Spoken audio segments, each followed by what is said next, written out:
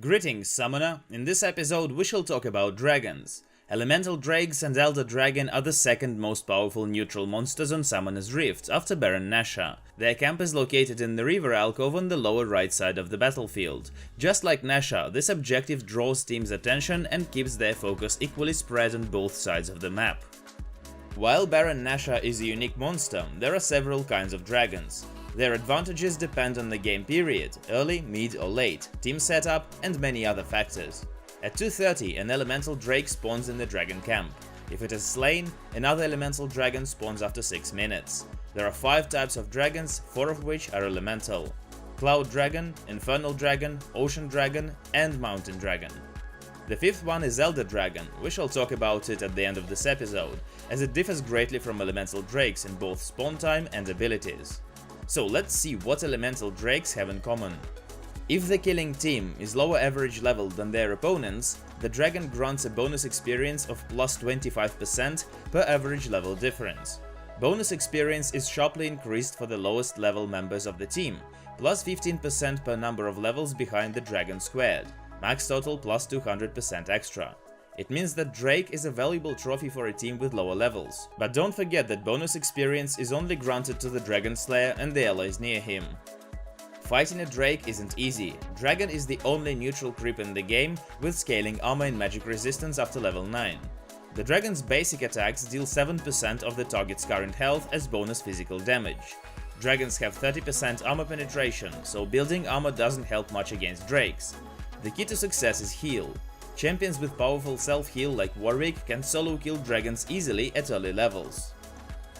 Dragons have a unique passive called Ancient Grudge, which grants them a buff against enemies with Dragon Slayer stacks.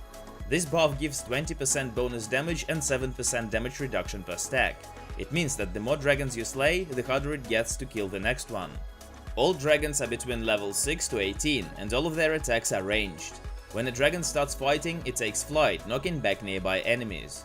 Slaying elemental dragons which spawn, random types, before 35 minutes will grant your team permanent buffs, depending on the type of the dragon slain. After 35 minutes, all future dragons will be Elder Dragons, which have an 8-minute respawn time instead of 6 minutes for elemental dragons. Dragons always spawn randomly. Millions of players have been trying to figure out the algorithm to predict what dragon is going to spawn next, but none of them have succeeded. At 2:30 an elemental drake of a random type spawns in the dragon camp. If it is slain, another elemental drake spawns after 6 minutes. This continues until the game reaches 35 minutes. No more than 3 types of elemental dragon spawn per match. After 35 minutes of the game, and if there is currently no drake in the pit, an elder dragon spawns. If it is killed, another elder dragon spawns after 8 minutes, and so on. Glowing runes inside the dragon pit indicate which dragon is going to spawn next. These runes are visible through the fog of war. So, we have discussed the major abilities and spawn mechanics of dragons. Now let's have a closer look at dragons themselves and what buffs they grant. We shall start with Infernal Drake, who is considered by many players the strongest dragon due to its raw power boost. Infernal Drake has the following stats, which you can see on the screen. Infernal Drakes deal AoE damage when they attack, but can otherwise be considered as the most generic of the elemental dragons. A ranged attacker that can damage multiple champions at once. Killing Infernal Drake gives your team the following buff: plus 8, 16 or 24% attack damage and ability power. Infernal Drakes are highly contested and considered by many players the strongest dragon due to its raw power boost. If viable, contest the dragon at all costs. In the early game, the percentage increased won't make a difference, but the Infernal Drake's late game power is massive. Okay, now let's move on to the next type, Cloud Drake. Cloud Drakes are the dragons with the fastest movement and attack speed. For this reason, they deal high amounts of damage to single targets and are better at chasing than other dragons. Killing Cloud Drake gives your team plus 2, 4 or 6% bonus movement speed, tripled when out of combat. Cloud Drakes are useful for both teams regardless of their gold lead or deficit. Leading teams can create pressure, split push and rotate around the map faster for positioning, while trailing teams can still use it to expand vision, respond to split pushing and position defensively. Even with a single stack, Cloud Drake can be very powerful in split push comps, especially if it's denied to the enemy team.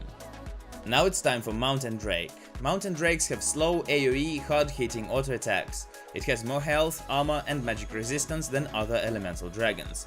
Because of this, it is generally slower to take down than most of other elemental dragons, giving teams longer opportunities to slay and contest it. However, it has lower DPS than other elemental dragons. Killing Mountain Drake gives the following buff: deal plus 10, 20 or 30% bonus true damage to epic monsters and turrets. Mountain Drakes are also very powerful late game, as it makes objectives like Baron Nashor easier to deal with. Siege compositions can benefit greatly from Mountain Drake, as it provides additional pushing power against structures. Okay, another elemental dragon, Ocean Drake. Ocean Drake's auto attacks slow their target's movement speed by 30% for 2 seconds. This limits its target's ability to disengage quickly, making it easier to contest. Getting it to attack an enemy for the slow can be potentially useful during teamfights near this dragon.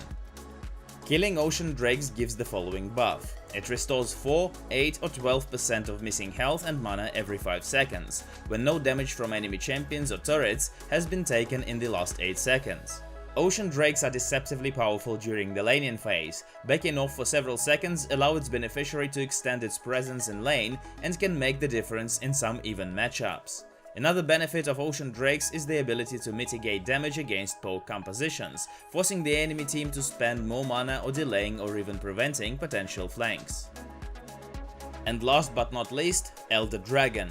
Elder Dragons are much more powerful than their elemental brethren. They have far more health, magic resistance and armor, and their auto attacks are much more punishing than those of other dragons. For this reason, Elder Dragons are usually taken down by several champions combining their forces. Due to their tankiness and the strength of the buff they provide, attempting to kill an Elder Dragon usually prompts the enemy team to contest the kill.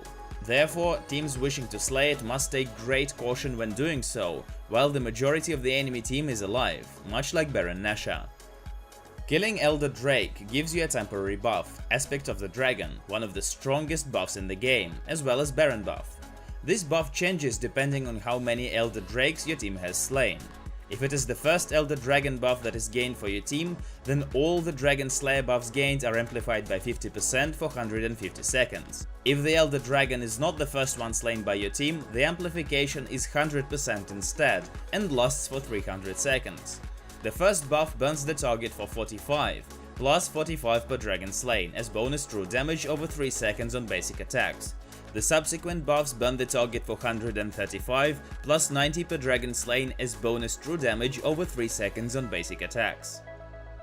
As mentioned above, Elder Dragon becomes more resilient and powerful against teams with higher dragon stacks. Keep this in mind for when it spawns, as it can make sneaking it much harder. Also, it means teams with higher stacks will receive more punishment from Elder Dragon, which can be abused by the defending team. Okay, here is some extra tips we'd like to give you. Killing a dragon is the jungler's job. Usually after a bot or mid gank, junglers take dragons with the help of their team. But there are champions who can solo kill drakes like Warwick, Shyvana, Shaco, Nunu, etc. Dragon's control is a very important task in early game. Dragon is the reason there are 2 champions in bot lane, unlike top. Usually, when a team does dragon, they lose HP and take an unfavorable position with few escape routes due to the dragon pit's specific location.